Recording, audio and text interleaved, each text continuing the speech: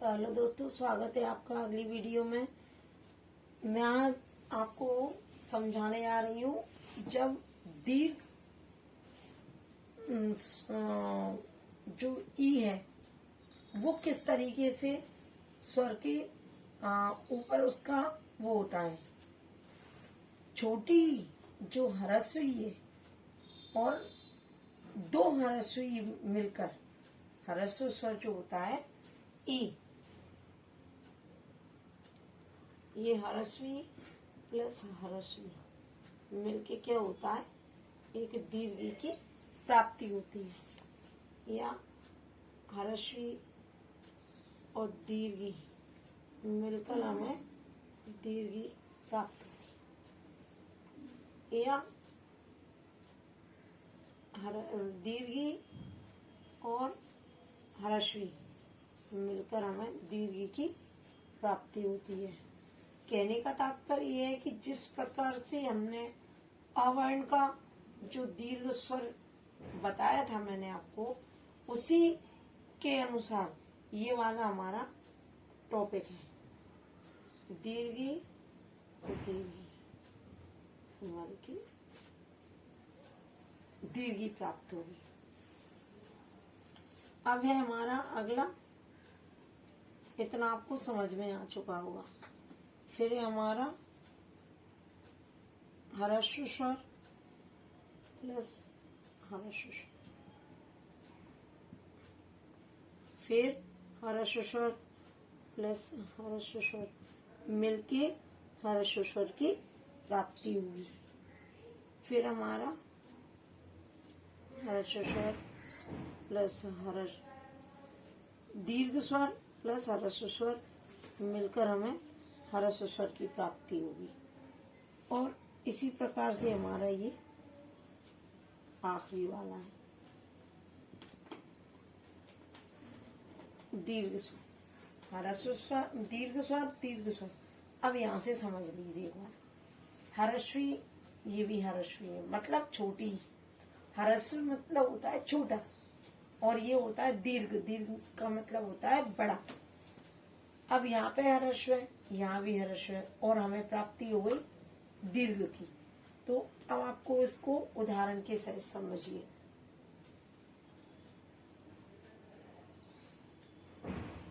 कैसे समझेंगे हम इसको? अभी प्लस इष्ट,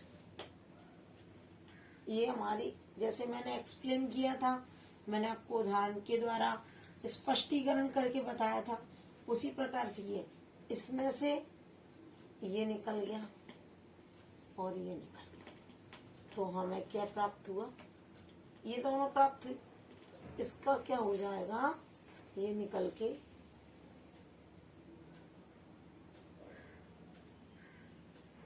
अनिष्ट। ठीक है, छोटी की मात्रा लग रही है यहाँ, ये छोटी है।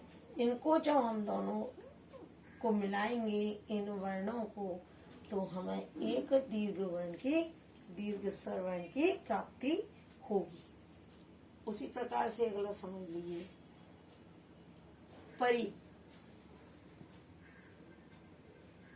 प्लस इक्षा।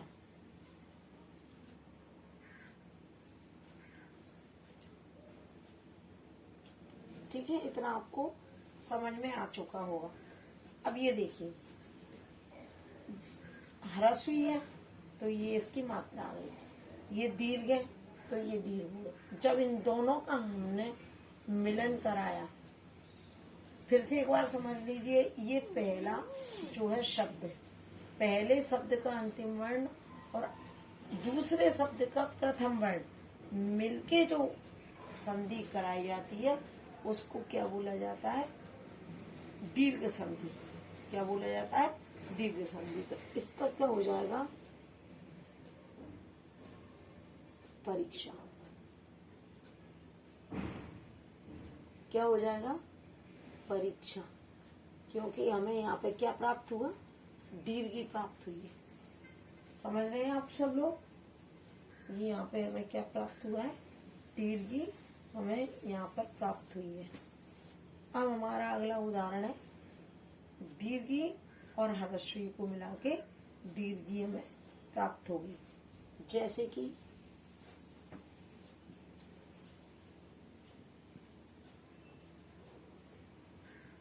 मही प्लस क्या हो जाएगा, इंद्र, क्या हो जाएगा, जब ये हमारी दीर्घी, दीर्घ ई का मतलब होता है बड़ी की मात्रा, फिर हमारी ह्रस्वी मतलब छोटी, तो इन दोनों को जब मिला के हम संधि कराएंगे तो हमारा क्या हो जाएगा, महेंद्र। क्या हो गया ये, महेंद्र। आपको इतना यहाँ तक समझ में आया होगा। जो समझ में नहीं आए कमेंट बॉक्स में आप मुझसे पूछ सकते हैं। और आपको मेरी वीडियो पसंद आती है तो इसको लाइक करें, शेयर करें अपने दोस्तों के साथ और सब्सक्राइब करें मेरे चैनल को और बेल आइकन को जरूर प्रेस करें, जिससे आने वाली वीडियो की नोटिफिकेशन आपको सबसे पहले मिल सके। अब हमारा ये वाला है तो इसको देख लीजिए थोड़ा सा।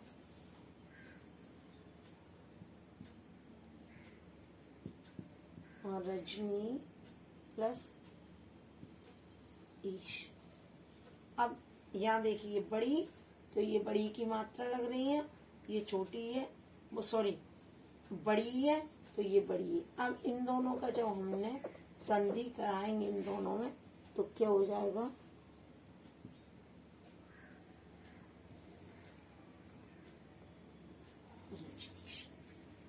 इतना आपको समझ में आ चुका होगा। आप एक बार फिर समझ लीजिए, जब दो छोटी ही हैं तब बड़ी की प्राप्ति होती है, एक छोटी एक बड़ी है तब भी हमें बड़ी की प्राप्ति होगी। शुद्ध शब्दों में मैं आपको बहुत सिंपल तरीके से इसको समझा रही हूँ। बड़ी है किसी भी शब्द के ऊपर, वर्ण के ऊपर, तो बड़ी और छोटी मिलके बड़ी हो जाएगी, बड़ी और बड़ी मिलके भी बड़ी की हमें प्राप्ति होगी। ये हमारी संधियां है। इतना हमारा क्लियर हो चुका है। ठीक है, अब मैं आपको इनका एक्सप्लेन करके बताऊंगी। ये छोटा हुआ है और ये छोटा हुआ है। जब हम इन दोनों वर्णों में संधि कराएंगे तो हमें ऊ की प्राप्ति होगी। किस प्रकार से, सु प्लस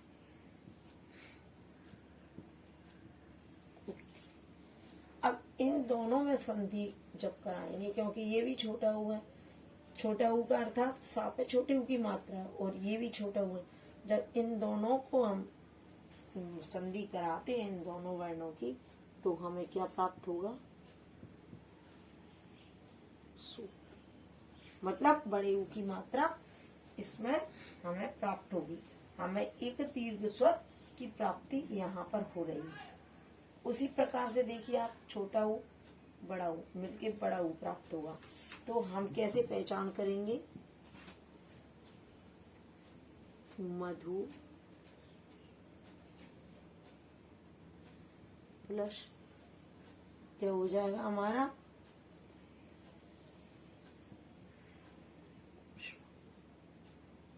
मधु प्लस क्या हो जाएगा, ऊष्मा। तब हम इन दोनों में संधि कराएंगे तो हमारा क्या प्राप्त होगा, हमें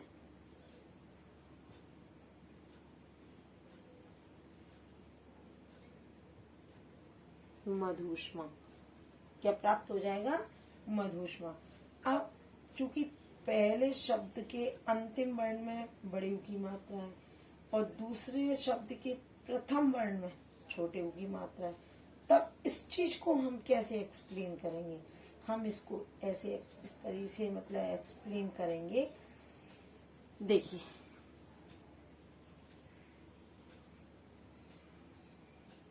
वधु प्लस उत्सव,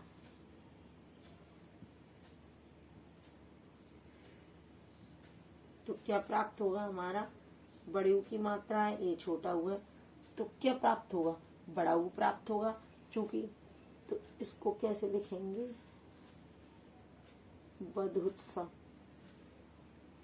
ये हमारी संधियां कंप्लीट हो गई। ये इसकी मात्रा है। ठीक है, ये आपको समझ में आ गया होगा। ठीक है, चलिए अब आगे चलते हैं। ये हमारा लास्ट है। इसके बाद में हम अगला पढ़ेंगे गुण संधि के बारे में। अभी हमारी स्वर संधि के अंतर्गत दीर्घ संधि चल रही थी। स्वर संधि के अंतर्गत क्या चल रहा था हमारा? दीर्घ संधि ये हमारी चल रही थी। अब आप आगे देखिए, ये दोनों दीर्घ स्वर हैं, तब इनको हम संधि कराते हैं, तब हमें एक दीर्घ संधि की प्राप्ति होती है। अब इसको समझ लीजिए। इसको मैं साफ कर रही हूँ। आप चाहे तो वीडियो पॉज करके भी इसको लिख सकते हैं, बार बार देख के भी इसको समझ सकते हैं। आपको बहुत जल्दी समझ में आएंगी ये सारी चीजें। आप लिख भी सकते हैं अपनी कॉपियों में और फिर उसको देख भी सकते हैं। ठीक है, अब हमारा ये लास्ट रह गया है, ये वाला दीर्घ स्वर मिलके एक दीर्घ स्वर की प्राप्ति होगी। तो इसका उदाहरण देख लीजिए आप। भू प्लस ऊर्जा। चूंकि ये भी बड़े की मात्रा है और ये भी हमारा बड़ा हुआ है, तो इससे हमें क्या प्राप्त होगा? भू ऊर्जा। मैंने आपको इतना समझाया है, इसको आप वीडियो को पॉज करके लिख भी सकते हैं, बार बार वीडियो को प्रीव्यू करके देख भी सकते हैं, समझ भी सकते हैं। कुछ भी समझ में नहीं आए तो आप कमेंट बॉक्स में बता सकते हैं। अगर आपको मेरी वीडियो पसंद आती है तो लाइक करें, अपने दोस्तों के साथ शेयर करें और मेरे चैनल को सब्सक्राइब करें।